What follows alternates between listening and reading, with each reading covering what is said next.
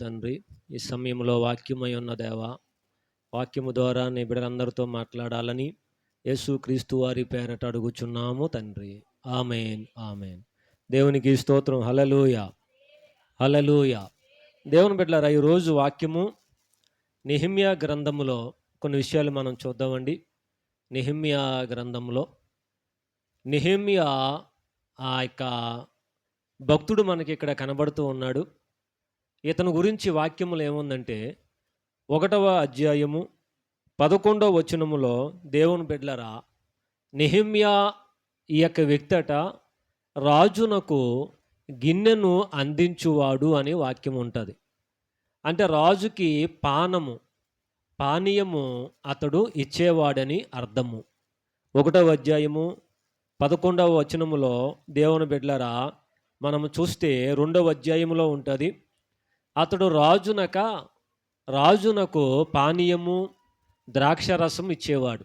ఎవరండి? నెహెమ్యా. ఎవరండి? నెహెమ్యా.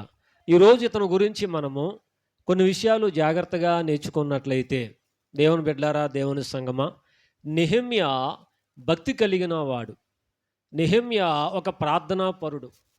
నెహెమ్యా అతనికి వచ్చిన సమస్యను బట్టి ఎప్పుడూ కూడా దేవునికి అతడు ప్రార్థన చేసేవాడు.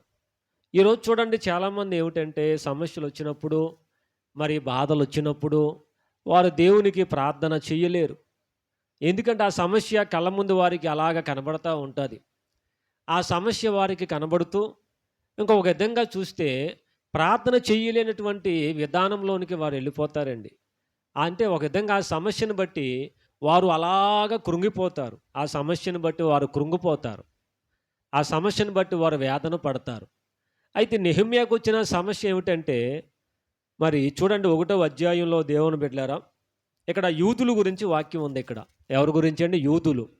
అంటే ఆ దినాల్లో, ఆ యొక్క రోజుల్లో ఏం జరిగిందంటే, బబులోను రాజు, ఈ శత్రు రాజు ఏమి చేశాడంటే, యోదయ మీదకి వెళ్ళి యెరూషలేము పట్టణాన్ని పాడు చేసి, దాని యొక్క గోడను కూల్చేసి, దేవాలయ మందిరాన్ని అతను ఏం చేశాడండి, ఈ గుమ్మాలన్నీ కూడా కాల్చివేశాడు. అంటే ఒక విధంగా చూస్తే నెహెమ్యాకి ఎందుకు బాధ కలిగింది, ఎందుకు నెహెమ్యా గురించి నేను మీకు చెబుతూ ఉన్నానంటే, ఒక శత్రురాజు వెళ్ళి, ఎవరండి, ఈ యొక్క యెరూషలేము పట్టణానికి వెళ్ళి ఆ మందిరాన్ని ఏం చేశాడంటే, ఆ మందిరాన్ని పూర్తిగా కూల్చివేసి, ఆ మందిరాన్ని అతను ఏం చేశాడంటే కాల్చివేశాడు. అయితే ఈ విషయము నెహెమ్యాకి చెప్పడం జరిగింది. 4వ వచనంలో ఈ మాటలు విన్నప్పుడు 3వ వచనం చూస్తే, వారు చెరబట్టబడిన వారిలో శేషించిన వారు ఆ దేశంలో బహుగా శ్రమను నిందను పొందుచున్నారు, మరియు యెరూషలేము యొక్క ప్రాకారము పడద్రోయబడినది, దాని గుమ్మములు అగ్ని చేత కాల్చివేయబడినవని నాతో చెప్పాను. నాతో అంటే ఎవరండి? అక్కడ నెహెమ్యాతో. ఈ చెరపట్టబడిన వారు అంటే తప్పించుకున్న యూదులు కానీ, ఆ యొక్క మిగిలినటువంటి శేషము వీళ్ళందరూ వచ్చి అన్నారంట, నెహెమ్యా, అయ్యా నెహెమ్యా, నీకు విషయం తెలుసా, యెరూషలేము దేవాలయము పడిపోయింది. ఈ శత్రురాజు దాన్ని ఏం చేశాడంటే పూర్తిగా నేలమట్టం చేశాడు. అంతేకాదు అగ్ని చేత దాన్ని ఏం చేశాడు, కాల్చివేశాడు. దేవుని మందిరాన్ని, మహాదేవుని మందిరం. ఎవరు కట్టారండి ఆ మందిరము? దావీదు కుమారుడైన సొలొమోను మందిరం కట్టాడు. హల్లెలూయా. అయితే ఈ ఇశ్రాయేలు వారు, అంటే ఈ పితరులు వీళ్ళు చేసిన దోషాలు బట్టి దేవుడు ఏం చేశాడంటే వీరిని శత్రురాజుకి అప్పగించేశాడు. చూడండి దేవుని బిడ్డలారా, వీరు చేసిన దోషాలు బట్టి, వీరు చేసిన పాపాలు బట్టి దేవుడు ఏమి చేశాడంటే శత్రురాజుకి ఈ మందిరాన్ని అప్పగించేశాడు. శత్రురాజుకి ఈ యొక్క యోధావారిని అప్పగించాడు. ఇతను ఏం చేశాడు, ఈ యోధావారందరిని కూడా తన దేశానికి బానిసలుగా తీసుకొని వెళ్ళిపోయాడు. అంతేకాదండి, ఏం చేశాడండి, ఆ మందిరాన్ని అగ్ని చేత కాల్చివేశాడు. ఈ విషయం విన్నాక నెహెమ్యా మనసు చాలా బాధపడిపోయింది. ఎంతగా బాధపడిందంటే, చూడండి దేవుని బిడ్డలారా, 4వ వచనంలో ఈ మాటలు విన్నప్పుడు నేను కూర్చుండి ఏడ్చి కొన్ని దినాలు దుఃఖముతో ఉపవాసం ఉండి ఆకాశం మందలి దేవుని ఎదుట విజ్ఞాపన చేశాడు. ఏం చేశాడండి? ఆకాశమందు ఉన్నటువంటి దేవుని ఎదుట ఇతను ఏం చేశాడండి? విజ్ఞాపన చేశాడు. హల్లెలూయా. చూడండి, అక్కడికి వచ్చిన కష్టాన్ని బట్టి, అతనికి వచ్చిన బాధను బట్టి, ఆ మందిరము కాల్చివేయబడిందని ఎప్పుడైతే అతను తెలిసిందో దేవునికి అతడు ప్రార్థన చేయడం మొదలెట్టాడట. చూడండి దేవుని బిడ్డలారా, ఆ మందిరం పాడైపోయింది. ఆ మందిరము పాడైపోయింది. అగ్ని చేత గుమ్మాలు కాల్చివేశాడు శత్రురాజు. ఆ మందిరాన్ని పూర్తిగా పడగొట్టాడని తెలియగానే దేవుని ఎదుట ప్రార్థన చేస్తున్నాడు. ఏమని? దేవుని బిడ్డలారా, 5వ వచనంలో దేవుని బిడ్డలారా, ఎట్లనగా ఆకాశమందున్న దేవా, యెహోవా భయంకరుడైన దేవా, నిన్ను ప్రేమించి నీ ఆజ్ఞలను అనుసరించి నడుచు వారి కటాక్షించి వారితో నిబంధన స్థిరపరచు దేవా, నీ చెవియొగ్గి నీ నేత్రములు తెరచి నీ సన్నిధిని దివారాత్రము నీ దాసులైన ఇశ్రాయేలీయుల పక్షముగా నేను చెయ్యి ప్రార్థన అంగీకరించుము. నీకు విరోధముగా పాపం చేసి ఇశ్రాయేలు కుమారుల దోషమును నేను ఒప్పుకొనుచున్నాను. నేను నా తండ్రి ఇంటి వారును పాపము చేశాము, నీ ఎదుట బహు అసహ్యముగా ప్రవర్తించాము. చూడండి, ఇక్కడ దేవుని బిడ్డలారా, ఈ యొక్క నెహెమ్యా దేవుని యొద్ద ఏమన్నాడో తెలుసండి? అయ్యా, నా తండ్రి ఇంటి వారు నేను పాపము చేశాము. అంతేకాదు, ఈ ఇశ్రాయేలు వారు కూడా పాపములు చేశారయ్యా. ఎవరండి? ఇశ్రాయేలు వారు కూడా పాపములు చేశారు. నేను నా తండ్రి ఇంటి వారును పాపములు చేశాము. మళ్ళీ ఏమన్నాడు ఇక్కడ? నీకు విరోధము అసహ్యమైన కార్యాలు నీ ఎదుట బహు అసహ్యముగా ప్రవర్తించాము. ఏమన్నాడండి ఇక్కడ? నీ ఎదుట బహు అసహ్యముగా మేము ప్రవర్తించాం. ఈరోజు చూడండి దేవుని బిడ్డలారా, ఒక వ్యక్తి తన జీవితము ఎలాగున్నదయ్యా అని అంటే దేవుని ఎదుట బహు అసహ్యముగా ప్రవర్తిస్తూ ఉన్నాడు. ఈరోజు ఒక వ్యక్తి తన జీవితాన్ని దేవుని ఎదుట పరిశుద్ధముగా ఉండడం లేదండి. ఎందుకంటే అతడు అసహ్యమైన పనులు చేస్తున్నాడు, దేవునికి ఇష్టం లేని పాపాలు చేస్తున్నాడు. ఎందుకని నెహెమ్యా అంటున్నాడు, నేనును నా తండ్రి ఇంటి వారును నీకు విరోధముగా మేము పాపము చేశాము. ఏమిటండి? నీకు విరోధముగా మేము పాపము చేశాము. దేవుని చూడండి, నీ ఎదుట బహు అసహ్యముగా ప్రవర్తించాము. అతను అన్నమాట ఏమిటండి? నీ ఎదుట అసహ్యముగా ప్రవర్తించాము. తర్వాత ఏమని చూడండి, నీ సేవకుడైన మోసేతో నీవు సెలవిచ్చిన మాటను జ్ఞాపకానికి తెచ్చుకొనుము. అదేమనగా, మీరు అపరాధము చేసిన ఎడల జనులలోనికి మిమ్మల్ని చెదరగొట్టుదును. అయితే మీరు నా వైపు తిరిగిన ఆజ్ఞలను అనుసరించి నడిచిన ఎడల బూదిగంత నివాసుల్లో మీరు తోలివేయబడినను అక్కడ నుండి సహా మిమ్మను కూర్చి దేవునికి స్తోత్రం హల్లెలూయా మిమ్మల్ని రప్పించదనని సెలవిచ్చదు. ఎందుకంటే దేవుని బిడ్డ, ఎప్పుడైతే ఒక వ్యక్తి దేవునికి విరోధమైన అపరాధాలు చేస్తూ ఉన్నాడో దేవుడు అంటే వారిని చెదరగొడతాడటండి. వారిని అనేక ప్రాంతాల్లో చెదరగొడతాడట. అయితే మోషేతో దేవుడు చెప్పినట్లుగా మరలా చెదరిపోయిన వారు, మరలా ఇబ్బందులు పడుతున్నవారు, మరలా ఇబ్బందులు దోషాల్లో ఉన్నవారట దేవునికి మొర్ర పెట్టుకుంటే వారు ఎక్కడికైతే చెదిరిపోయారో, వారు ఏ రోగం చేత బాధపడుతున్నారో, ఏ సమస్య చేత బాధపడుతున్నారో, ఏ కష్టము ద్వారా బాధపడుతున్నారో దేవుడట మళ్ళీ వారిని సమకూర్చుతాడట. హల్లెలూయా, హల్లెలూయా. నెహెమ్యా ఇక్కడ చేసిన ప్రార్థన అండి. అయ్యా, ఈ అపరాధాలు దోషాలు బట్టి మేమందరం చెదిరిపోయాము తండ్రి. అయితే మరలా మీకు ప్రార్థన చేస్తున్నాము, మరలా మీరు మమ్ములను దగ్గరగా చేర్చండి ప్రభువా, మీ సన్నిధానానికి దగ్గరగా చేర్చండి ప్రభువా, మీరు మమ్ములను జ్ఞాపకం చేసుకునైనా మీరు మా యందు సహాయము చెయ్యండి ప్రభువా అని ప్రార్థన చేస్తున్నాడు. హల్లెలూయా, హల్లెలూయా. చూడండి 10వ వచనంలో, చిత్తగించుము, నీవు మహాప్రభావమును చూపి నీ బాహుబలము చేత విడిపించిన నీ దాసులకు నీ జనులు వీరే. హల్లెలూయా. ఏమన్నాడు? ఈ జనుల యందు నీవు కటాక్షము చూపాలయ్యా. ఎవరండి? చెదరిపోయిన వారి యందు, సమస్యల్లో ఉన్న వారి యందు, కష్టాల్లో ఉన్న వారి యందు. ఎవరండి? ఆనాటి యూదులు. వారు ఎన్నికలేని వారు అయిపోయారు, వారందరూ బలహీనులైపోయారు దేవుని బిడ్డలారా. అయితే నెహెమ్యా అంటున్న మాట ఏమిటో చెప్పనండి, వీరి యందు నువ్వేం చెయ్యాలి? కటాక్షము చూపాలి. హల్లెలూయా. చూడండి, ఎందుకంటే దేవుని బిడ్డలారా, ఈరోజు మానవ జీవితం ఎలాగుందో తెలుసండి? ఈరోజు మానవ జీవితం, అందుకే భక్తుడు ఒక మాట చెబుతూ ఉన్నాడు. ఏమిటయ్యా మనము అని జాగ్రత్తగా చూచినట్లయితే చూడండి, ఇక్కడ చక్కని మాట మనము దేవుని బిడ్డలారా 17:43 సమూయేలు గ్రంథంలో 17:43 వచనంలో, ఫిలిష్తీయుడు కర్ర తీసుకొని నీవు నా మీదికి వచ్చుచున్నావే, నేను కుక్కనా అని దావీదుతో చెప్పి తన దేవతల పేరట దావీదుని శపించాడు. ఎవరన్నటండి? ఎందుకు దావీదు గురించి చెబుతూ ఉన్నానంటే, అక్కడ యూదులు ఏం చేశారు? చెదరిపోయారు, ఎన్నిక లేని వారు అయ్యారు. కానీ మన దేవుని యొక్క గొప్పతనం ఏమిటంటే, చెదరిపోయిన వారిని, బలహీనులను చేరదీసేవాడు. హల్లెలూయా. మనుషులు ఏమంటారంటే నీవు చెదరిపోయావు, మనుషులు ఏమంటారంటే నీవు బలహీనం అయ్యావు, మనుషులు ఏమంటారంటే నీ పరిస్థితి ఇంక అయిపోయిందని.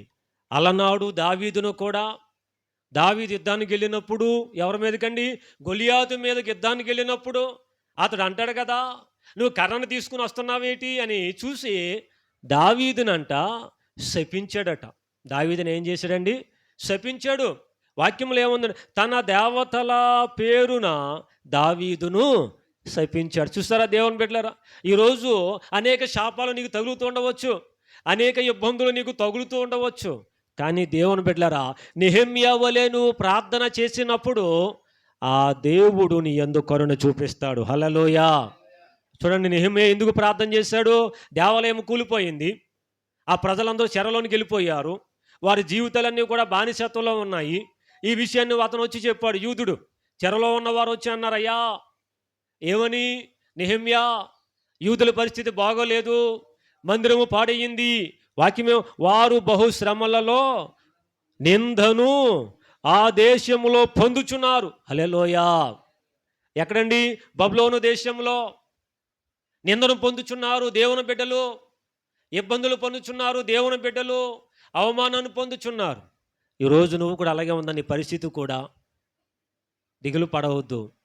ఈరోజు నీకు అవమానం వచ్చిందా? దేవుడు మరలా రెట్టింపు ఘనతను దేవునికి ఇవ్వబోతున్నాడు. హల్లెలూయా. చూడండి, ఇందాక చదువుకున్నాం కదా, దావీదుని ఏం చేశాడు? గొలియాతు అండి తన దేవతల పేరున శపించాడు. ఏం చేశాడండి?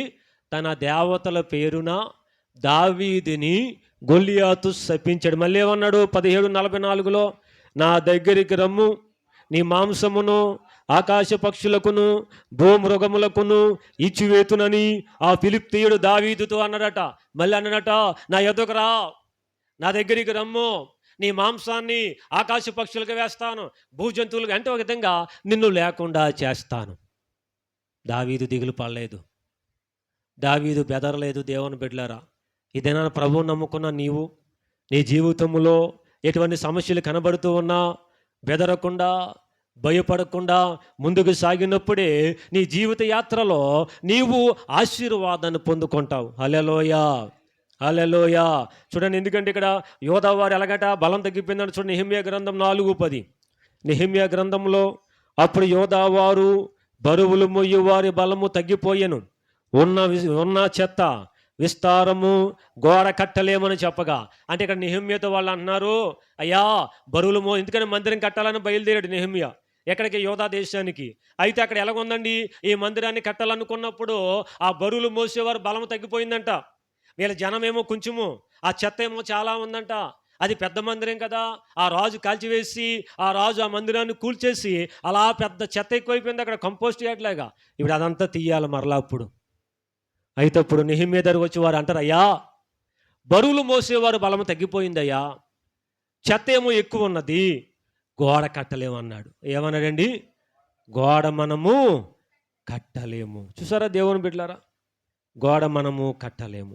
కానీ ఇక్కడ వాక్యాన్ని మనం చూస్తే హబక్కూకు గ్రంథంలో 3:2 వచనంలో, యెహోవా నిన్ను గురించిన వార్త విని నేను భయపడుచున్నాను, యెహోవా సంవత్సరములు జరుగుతూ ఉండగా నీ కార్యము నూతన పరచుము, సంవత్సరాలు జరుగుతూ ఉండగా దానిని తెలియచెయ్యము, కోపించుచూనే వాత్సల్యమును జ్ఞాపకమునకు తెచ్చుకొనుము. హల్లెలూయా, హల్లెలూయా. చూడండి, ఇక్కడ హబక్కూకు గ్రంథంలో భక్తుడు అంటున్నాడు, ఈరోజు నువ్వు మొయ్యలేకపోతూ ఉన్నా, ఈరోజు నీ కుటుంబం బరువును నువ్వు మొయ్యలేకుండా ఉన్నా, నీ ఎదుట పెద్ద పెద్ద రుణాలు కనబడుతున్నా, నీ ఎదుట పెద్ద పెద్ద అప్పులు కనబడుతూ ఉన్నా, ప్రభు వాక్యం ఏం చెబుతుందంటే, సంవత్సరాలు జరుగుతూ ఉండగా నీ కార్యమును నూతన పరచుము. హల్లెలూయా. ఎప్పుడు ఒకే రోజులా ఉండదు నీ పరిస్థితి, ఎప్పుడు ఒకే వారంలా ఉండదు నీ పరిస్థితి, ఎప్పుడు ఒకే సంవత్సరంలాగా నీ పరిస్థితి ఉండదు. తప్పకుండా నీ జీవితంలో మంచి రోజులు రాబోతున్నాయి. హల్లెలూయా. అందుకే భక్తుడు అన్నాడు, సంవత్సరములు జరుగుతూ ఉండగా నీ కార్యాన్ని నూతన పరచుము. హబక్కూకు 3:2. నీ కార్యాన్ని నూతన పరచుము. కోపించుచూనే వాత్సల్యమును జ్ఞాపకమునకు తెచ్చుకొనుము. హల్లెలూయా. మన దేవాది దేవుడు కోపగించుకునే దేవుడు, అలానే నీ యందు ప్రేమ చూపించే దేవుడండి. హల్లెలూయా. హల్లెలూయా. చూసారా దేవుని బిడ్డలారా, కోపిస్తూనే ఆయన నీ యందు ప్రేమను కనపరిచేవాడు. హల్లెలూయా. అందుకు దేవుని బిడ్డలారా చూడండి, ఇక్కడ యెహెజ్కేలు గ్రంథంలో మనం చదువుకున్న ఒకనొక దినాన 37వ అధ్యాయంలో దేవుడు అంటాడు భక్తుడితో, ఒక లోయలోని తీసుకెళ్ళి ఏమన్నాడు, అయ్యా యెహెజ్కేలు, అక్కడ లోయలో ఎండిపోయిన ఎముకలు ఉన్నాయి కదా, అవి బ్రతకగలవా అంటే అతను ఏమన్నాడు, బ్రతకలేవు అన్నాడు. అయ్యా నాకు అది తెలియదు, అది నీకే తెలుసు అన్నాడు. అయితే ప్రభు అంటాడు, నీవు ప్రవచనం ఎత్తి చెప్పు ఆ ఎముకలు బ్రతకాలి అని. హల్లెలూయా. యెహెజ్కేలు అలాగే ప్రవచనం ఎత్తాడు. అలాగే ప్రవచనం ఎత్తి చెప్పగానే ఆ ఎముకలన్నిటికీ నరాలు వచ్చినాయట, శరీరం వచ్చిందంటండి, మాంసం వచ్చిందంట. లేచి వారు గొప్ప సైన్యముగా అయిపోయారటండి. హల్లెలూయా. హల్లెలూయా. వాళ్ళందరూ కూడా ఏమయ్యారండి, గొప్ప సైన్యం. అందుకే ప్రభు అంటాడు 37:13, యెహెజ్కేలు గ్రంథము 37:13లో, నా ప్రజలారా, నేను సమాధులను తెరచి సమాధులలో ఉన్న మిమ్మును బయటకు రప్పించగా. హల్లెలూయా. ఈరోజు మనిషి అనుకుంటాడు కదా, నా జీవితం సమాధి వలె ఉన్నాను, నేను చెరలోనికి వెళ్ళిపోయాను, నేను ఒక శాపంలో పడిపోయాను, అప్పులలో పడిపోయాను, రోగంలో పడిపోయిన మనిషి అనుకుంటాడు. కానీ దేవాది దేవుడు అంటూ ఉన్నాడు కదా, నీవు సమాధిలోనికి వెళ్ళిపోయినా, సమాధిలో ఉన్నా సరే సమాధిలో నుంచి నిన్ను బయటకు తెస్తాను. హల్లెలూయా. హల్లెలూయా. తేలేదండి. ఎవరినండి దేవుడు సమాధుల నుంచి బయటకు తీసుకుని వచ్చారు? ఎవరినండి అమ్మ, ఎవరినండి? సమాధిలో ఉన్న వ్యక్తిని దేవుడు అన్నాడు కదా, బయటకు రా అనగానే అతడు బయటకు వచ్చాడు. అతని పేరు లాజరు, మరియా మార్తా తమ్ముడు. అతడు చనిపోయాడు, 4 రోజులైంది సమాధిలో ఉండి. దేవాది దేవుడు అంటున్నాడు, లాజరు, నిద్రపోతున్న లాజరు, నువ్వు బయటికి రా అనగానే సమాధిలో నుంచి బయటకు వచ్చాడు. హల్లెలూయా. ఈరోజు మనిషి అంటాడు కదా, నీ ఆశ పాడైపోయింది, నీ జీవితం పాడైపోయింది, నీవింక ఎదగలేవు, నీవింకంతే, నీవంతే నన్ను మనిషి నిన్ను గుచ్చుతూ ఉంటాడు, బాధ కలిగిస్తూ ఉంటాడు, నీలో నిందలు పెడతాడు, లేకపోతే బలహీనమైన మాటలు మనిషి అంటాడు. కానీ ప్రభు అన్నాడు, సమాధులను తెరచి సమాధుల్లోంచి బయటకు తెస్తాను మిమ్మల్ని అన్నాడు. హల్లెలూయా. ఏ చక్కని మాట. నేను సమాధులను తెరచి సమాధిలో ఉన్న మిమ్ములను బయటికి రప్పించగా నేను యెహోవానై ఉన్నానని నా ప్రజలు తెలుసుకుందురు. హల్లెలూయా. హల్లెలూయా. కనుక దేవుని బిడ్డలారా, దేవుని సంగమా చూడండి, నెహెమ్యా చేస్తున్న ప్రార్థన, ప్రభువా మేము పాడైపోయాము తండ్రి, మా మందిరం పాడైపోయింది ప్రభువా, మా పితరులు పాపం చేశారయ్యా, వారి దోషాలు చేశారయ్యా, నేను చేశాను ప్రభువా, నా తండ్రి ఇంటి వారు దోషాలు చేశారు, అయినను మీ కృప చెప్పున ఏమంటాడండి, ఎక్కడికైతే మేము చెదిరిపోయామో మరలా మీరు మమ్మలను సమకూర్చమని అతడు ప్రార్థన చేస్తున్నారు. హల్లెలూయా. అందుకే చూడండి, జకరియా గ్రంథము 12వ అధ్యాయము 8 వచనం. జకరియా గ్రంథము 12వ అధ్యాయము 8 వచనములో, ఆ కాలమున యెహోవా యెరూషలేము నివాసులకు సంరక్షకుడుగా ఉండును. హల్లెలూయా. జకరియా 12:8 అండి. చూడండి, ఇక్కడ ఎవరండి పాడైపోయారు? యెరూషలేము వారు. ఎవరండి? యెరూషలేము పట్టణము పాడైపోయింది, యెరూషలేము నివాసులు చెరలోనికి వెళ్ళిపోయారు, వారి మందిరము కాల్చబడింది, ఆ ప్రాకారము కూల్చబడింది. అయితే ప్రభు అన్న మాట ఏమిటో తెలుసండి, జకరియా గ్రంథములో 12:8లో, ఆ కాలమున యెహోవా యెరూషలేము నివాసానికి సంరక్షకుడుగా ఉండును. హల్లెలూయా. ఈ దినాన దేవుడు నీ ఇంటికి సంరక్షకుడుగా ఉంటాడు. హల్లెలూయా. దేవుడు నీ ఇంటికి రక్షకుడిగా ఉంటాడు. లేడండి, లూకా సువార్తలో జక్కయ్య ఇంటికి దేవుడు వెళ్ళాడు. ఏమని జక్కయ్య, ఈ నేడు ఇంటికి ఏమొచ్చిందన్నాడు? రక్షణ వచ్చింది అన్నాడు. హల్లెలూయా. ఇంటికి ఏమొచ్చిందన్నాడు? ఎందుకని ఆ ఇంటికి దేవుడు అధిపతిగా ఉన్నాడు. అంతవరకు ఆ ఇంటిలో డబ్బు ఉన్నది, అంతవరకు ఆ ఇంటిలో కోట్లు ఉన్నాయి, కానీ రక్షించేవారు లేరు, మనశ్శాంతి ఇచ్చేవారు లేరు. కానీ యేసయ్య ఆ ఇంటికి వెళ్ళాక ఆ డబ్బుని తీసేశాడు. ఆ కోట్లు లక్షలన్నీ కూడా ఎవరికి ఇచ్చాడు? పంచిపెట్టేశాడు. జక్కయ్య. అందరూ అన్నారు, అదేటయ్యా కష్టపడి డబ్బు సంపాదించావు, వడ్డీ వ్యాపారాలు చేసి డబ్బు సంపాదించావు, డబ్బు అంతా ఇచ్చి వేస్తావు, నీకు ఎలాగంటే నా దేవుడు ఇక నుంచి నా ఇంటికి రక్షకుడుగా ఉంటాడు అన్నాడు. హల్లెలూయా, రక్షకుడుగా. అప్పుడు ప్రభువు అని, జక్కయ్య నేడు నీ ఇంటికి రక్షణ వచ్చి ఉన్నది. హల్లెలూయా. డబ్బులు ఉన్నప్పుడు అన్నాడండి ప్రభు, డబ్బులని తిరిగి రెట్టింపుగా ఇచ్చాడు ప్రజలకు జక్కయ్య. ఎప్పుడైతే మారిపోయాడో అప్పుడు దేవుడు అన్నాడు, నేడు నీ ఇంటికి నేను రక్షకుడుగా ఉన్నాను. హల్లెలూయా. దిగులు పడకు. ఒక మనిషి మాటలు నువ్వు మనసులో పెట్టుకోకు. దేవుడు నీ ఇంటిని రక్షించేవాడుగా, సంరక్షించేవాడిగా ఉన్నాడు. హల్లెలూయా. అందుకే చూడండి, జకర్యా 12:8 ఆ కాలమున యెహోవా యెరూషలేము నివాసులకు సంరక్షకుడుగా ఉంటాడు. దేవుడు ఎలాగున్నాడు? నీ ఇంటికి సంరక్షించేవాడు, బాడీగార్డ్. ఎవరండి? బాడీగార్డ్ కావాలంటే ఏం చేయాలమ్మా? నెలకు ఒక 50,000 పెట్టుకోవాలి, గన్ అట్టుకుంటాడు. ఇందిరాగాంధీని ఎవరమ్మా అతను చేశారు? బాడీగార్డే. అవునా కాదండి? ఇందిరా ప్రధానమంత్రి అప్పట్లో బాడీగార్డ్ ఏం చేశాడు? కాల్చేశాడు. కానీ దేవాది దేవుడు నీ ఇంటి చుట్టూ బాడీగార్డ్గా ఉంటాడు. హల్లెలూయా. యోబు ఇంటి చుట్టూ దేవుడు తోడుగా ఉన్నట్లుగా. హల్లెలూయా. యోబు ఇంటి చుట్టూ దేవుడు తోడుగా. అందుకే ఆ కాలమున యెహోవా యెరూషలేము ఇంటి వారికి సంరక్షకుడుగా ఉండును. ఆ కాలమున, మరలా చదవండి, ఆ కాలమున వారిలో శక్తిహీనులు దావీదు వంటి వారు గాను. వినండి. హల్లెలూయా. ఆలకించండి. ఆ కాలమున వారిలో శక్తిహీనులు, శక్తి లేని వారట. ఎవరండి? ఈరోజు నీకు శక్తి లేదు, బలం లేదు నీకు. ఆ కాలమున శక్తిహీనులు దావీదు ఇంటి వారిగా, దావీదు వంటి వారిగా. ఎలాగటండి? ఒక మాటేనండి, దావీదు ఎంతటి వాడండి? కత్తి పట్టుకుంటే 10,000 మందిని చంపుతాడట. హల్లెలూయా. ఈరోజు నువ్వు అనుకుంటొచ్చు, ఫాస్ట్గా నాకు బలహీనం అయ్యాను, శక్తి లేకుండా అయ్యానని. దావీదుకున్న బలాన్ని దేవునికి ఇవ్వబోతున్నాడు. హల్లెలూయా. దావీదుకున్న బలం ఏంటి? దావీదు యుద్ధానికి వెళ్ళి ఎంతమంది 10,000 పాట ఉంది కదండి, సౌలు 1,000 కొలదియు దావీదు 10,000 కొలది. అంటే ఈ రోజు నువ్వు అనుకుంటావు, ఫాస్ట్ గారు శక్తి లేకుండా అయిపోయానండి, బలహీనం అయిపోయానండి. ఇక ఈరోజు ఉదయం ఒక ఇంటికి వెళ్ళానండి, ఆవిడ జస్ట్ బయటికి వెళ్ళి ఎవరితో మాట్లాడుతూ పడిపోయిందటండి. కాలు పంచర్ అయిపోయింది.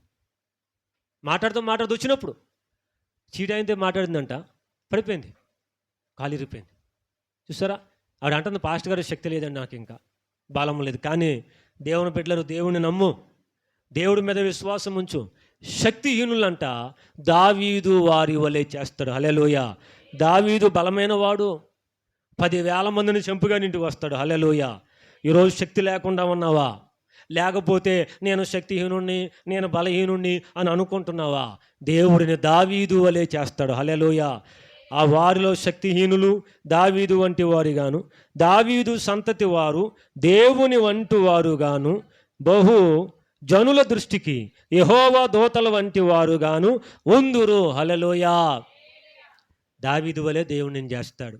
తర్వాత దేవుని వంటి వారిగా దేవుని చేస్తాడు. హల్లెలూయా. దూతల వంటి వారి వలె దేవుని చేస్తాడు. హల్లెలూయా. దేవుని వలె నువ్వు ఉంటావు, దూతల వలె నువ్వు బ్రతుకుతావు. దేవుని స్తోత్రం. హల్లెలూయా. కనుక దేవుని బిడ్డలారా, దేవుని యొక్క సంగమా, మనం ఈ వచనాలు జాగ్రత్తగా చూచినట్లయితే శక్తిహీనులు దేవుడు బలం ఇస్తాడు. అందుకే ఆయన అంటాడు కదా, యెహోవా కొరకు ఎదురు చూచువారు ఏమిటండి అక్కడ? నూతన బలమును పొందుదురు. హల్లెలూయా. హల్లెలూయా. యెహోవా కొరకు ఎవరైతే ఎదురు చూస్తూ ఉన్నారో దేవుడట వారికి నూతన బలమును అనుగ్రహిస్తాడు. హల్లెలూయా. హల్లెలూయా. దేవుడు వారికి నూతన బలాన్ని దయచేస్తాడు. నెహెమ్యాకి బలహీనమయ్యాడు, వారందరూ చెరలోకి వెళ్ళిపోయారు. నెహెమ్యా పని ఏంటంటే రాజు దగ్గర పని చేస్తాడు, రాజు దగ్గర ఆ పానీయం ఇస్తాడు. ఎంప్లాయ్ మాట నెహెమ్యా. ఈ విషయం తెలిసాక నెహెమ్యాకి బలహీనం అయిపోయాడు. నెహెమ్యా ప్రజలందరూ శత్రువు దగ్గరికి వెళ్ళిపోయారు, శత్రువు పట్టుకెళ్ళిపోయాడు, అన్నీ పాడు చేశాడు అనగానే బలహీనం అయ్యాడు. మళ్ళీ అనుకున్నాడు మందిరం ఈ యొక్క దేవాలయము, ఈ ప్రాకారము గోడ కట్టాలనుకున్నాడు. ఎన్నో అతనికి అవమానాలు వచ్చాయి, ఎంతోమంది అతను బాధ పెట్టారు.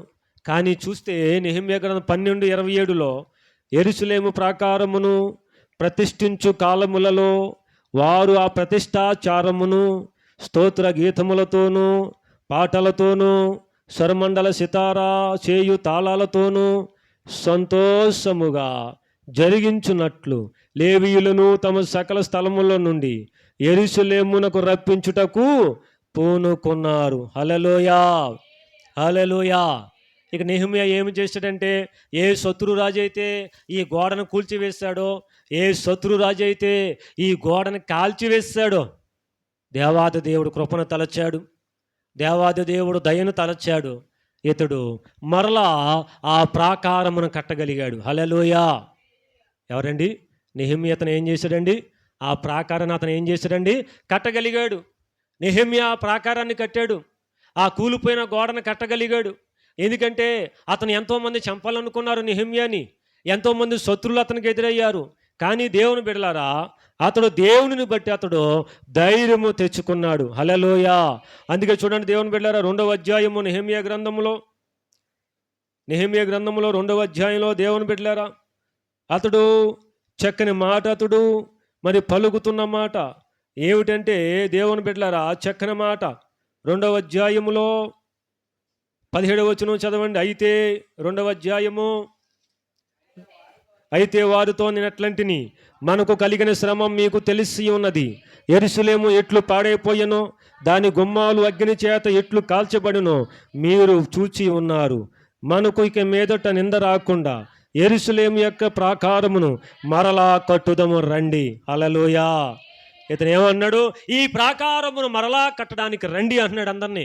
అక్కడున్న ప్రజలని, అక్కడున్న భక్తి కలిగిన వారిని అతడు పలుకుతున్న మాట ఏమిటంటే, ఈ ప్రాకారమును కట్టడానికి మీరు రండి. హల్లెలూయా. ప్రాకారాన్ని కట్టడానికి రండి.